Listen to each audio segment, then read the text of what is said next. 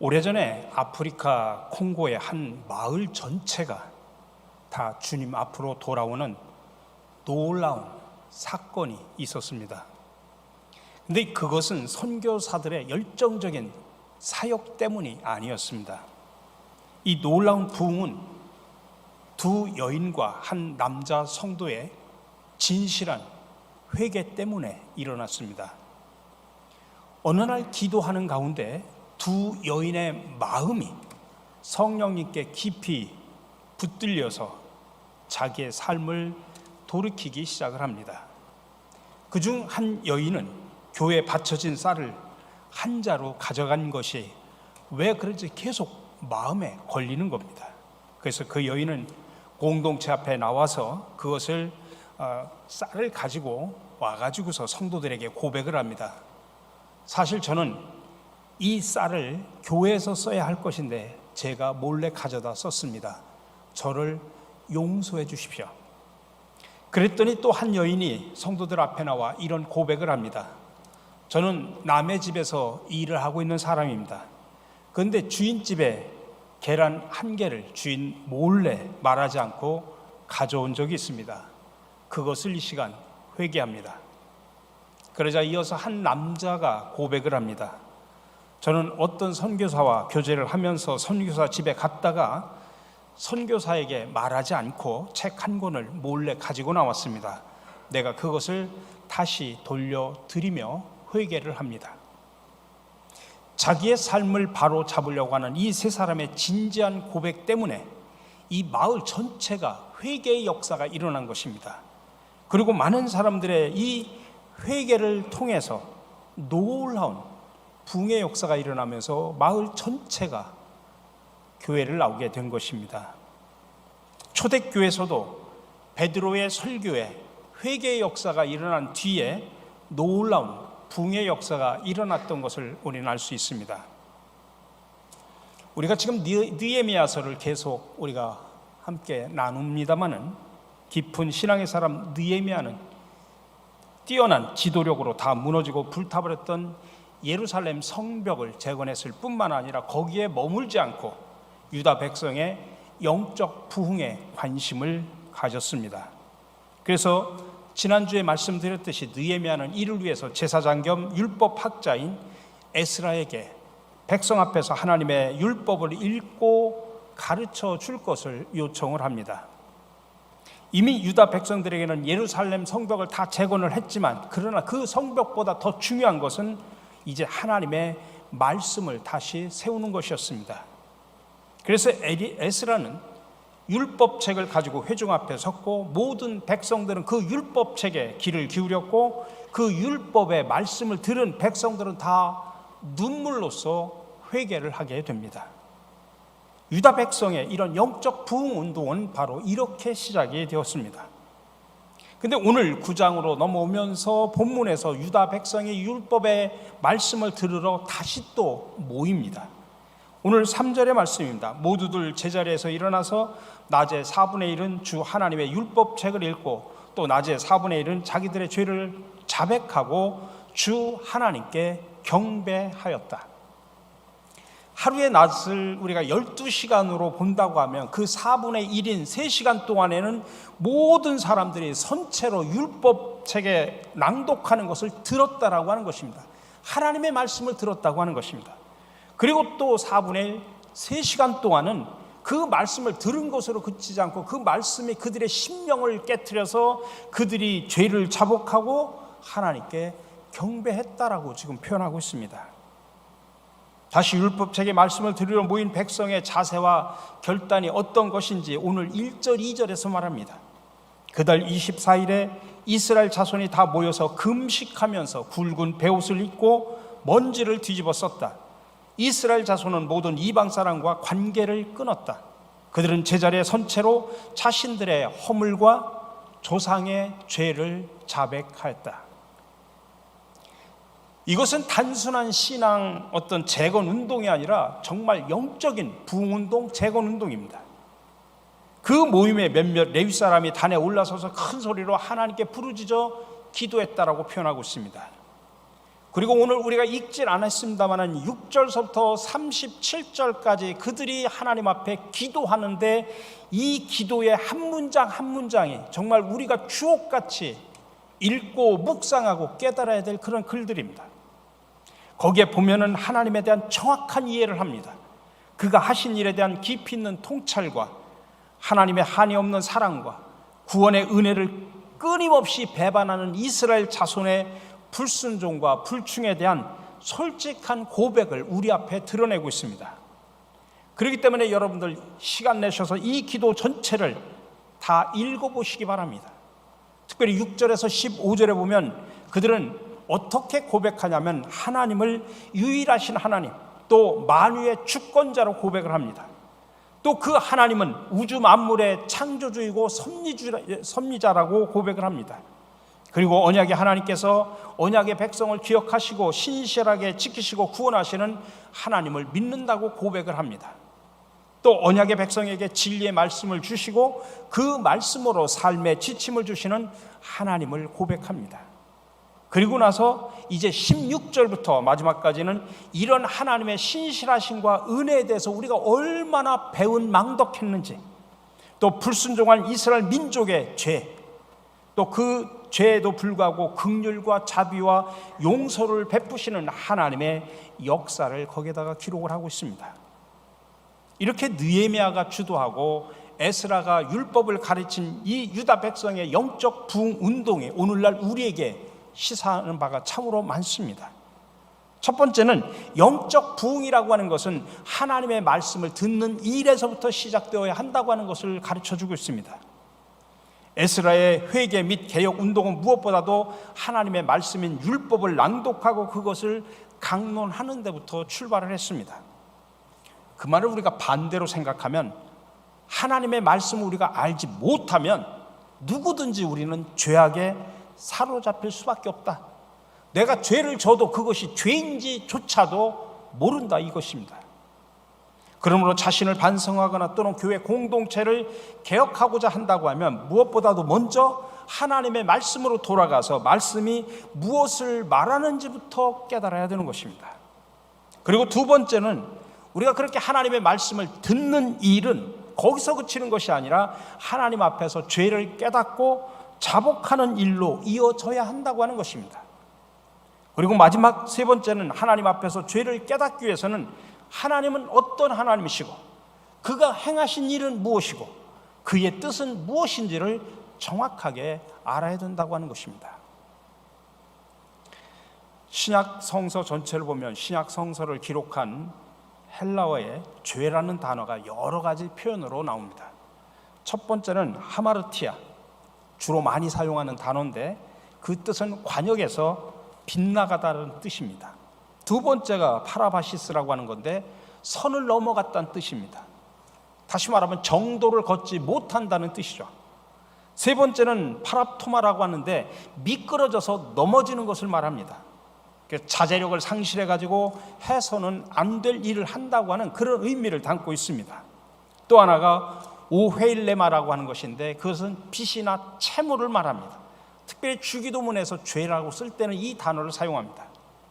이렇게 죄라는 단어가 여럿인 것은 죄가 그만큼 다양하다는 것입니다. 죄라고 하는 것은 여러 모양으로 우리에게 다가오고 있다는 것을 표현하는 것입니다. 이렇게 죄라는 단어가 각자 뜻이 다르지만은 공통점이 있습니다. 모든 죄는 하나님께 항상 반대하고 저항하는 뜻을 가지고 있습니다. 그러면서 가장 또 하나 중요한 것은 모든 죄는 어떤 모양이든 우리가 회개하면 사함을 받는다고 하는 것입니다. 특별히 우리가 시편을 보면 6편, 32편, 38편, 51편을 우리가 통칭 회개의 시편이라고 표현합니다. 그 중에서 가장 대표적인 회개의 시가 바로 51편입니다. 다윗이 쓴 51편입니다. 2절에 보니까 나의 죄악을 맑게 씻으시며 나의 죄를 깨끗이 제하소서.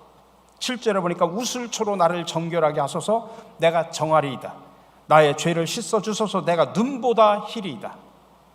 여기서 깨끗하다라고 하는 말의 히브리어 본뜻은 두 가지 의미를 담고 있습니다. 하나는 가벼운 세탁을 의미하는 겁니다.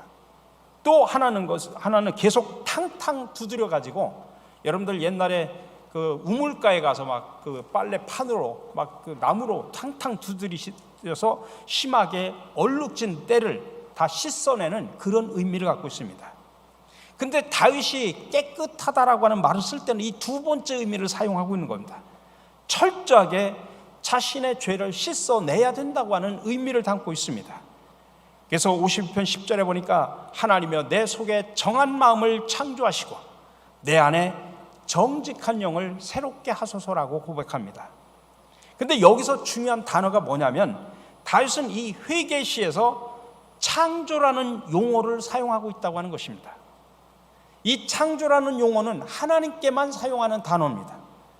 그러니까 하나님은 인간의 죄를 정하게 하시기도 하고, 하나님만이 인간의 회개를 받아주시는 하나님이다라고 하는 것을 강조하는 것입니다. 자, 그렇다고 하면 회개라고 하는 게 뭘까요? 회개는 그냥 한 번만 하면 끝나는 것일까? 우리가 매주일 나와서 예배를 드릴 때 우리 예배 순서 속에 참회의 기도가 묵상 가운데 참회 기도를 합니다. 그 말은 회개는 겸손히 죄를 뉘우치는 마음으로 하나님과 다른 사람을 향해서 계속적으로 하는 태도라고 하는 것입니다. 많은 사람들은 죄를 지은 후에 자책감으로 고통을 받을 때 슬픔을 나타냅니다. 그러나 이것만으로는 진실한 회개가 되지 못합니다. 진실한 회개는 심령의 변화, 또 생활의 변화, 총체적인 변화를 의미합니다.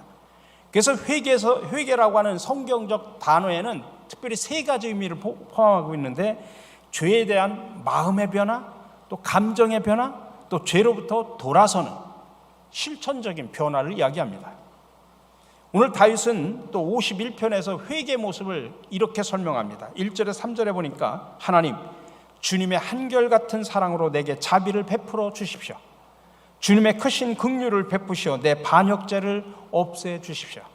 내 죄악을 말끔히 씻어 주시고 내 죄를 깨끗이 없애 주십시오. 나의 반역을 내가 잘 알고 있으며 내가 지은 죄가 언제나 나를 고발합니다. 이렇게 죄에 대한 뜨거운 고백이 주님 앞에 진정한 회개가 되는 것입니다. 그런 회개가 하나님과 더 가까이 가게 하는 동시에 또 반대로는 세상과 점점 멀어지게 하는 것입니다.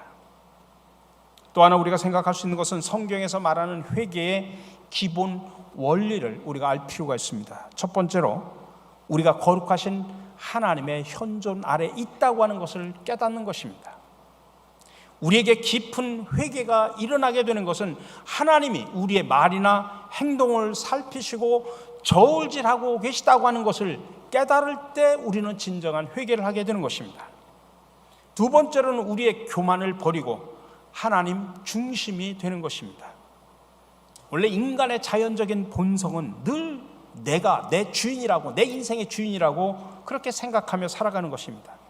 아담과 이브는 사탄의 유혹에 빠져서 하나님과 동등되기를 원했기 때문입니다. 정말 교만의 결과죠.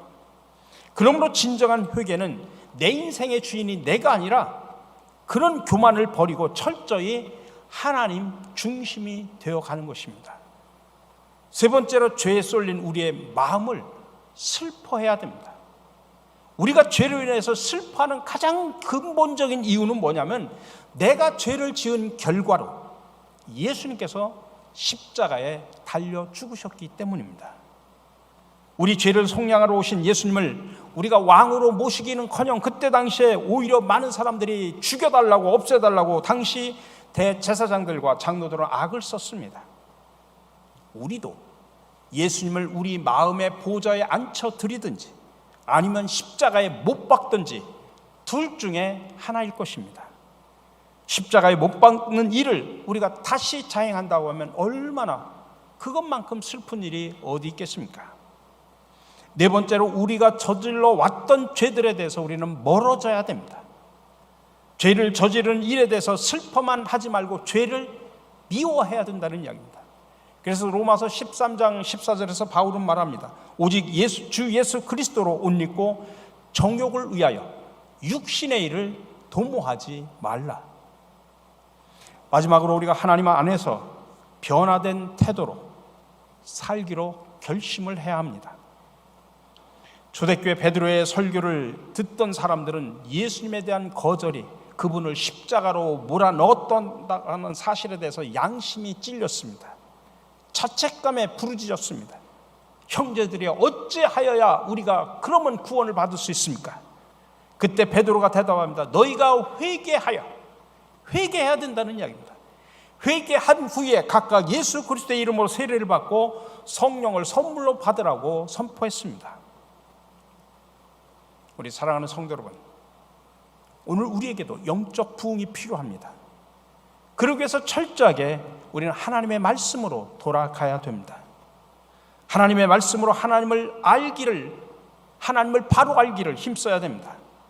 하나님은 우리에게 어떠한 하나님이신지, 하나님께서 지금까지 우리들 각자에게 행하신 일들이 무엇이고 그 베푸신 은혜가 얼마나 큰지, 하나님께서 우리가 죄를 짓고 살아감에도 우리를 얼마나 참으셨고 또 얼마나 용서를 하셨는지 바로 깨달을 수 있어야 됩니다.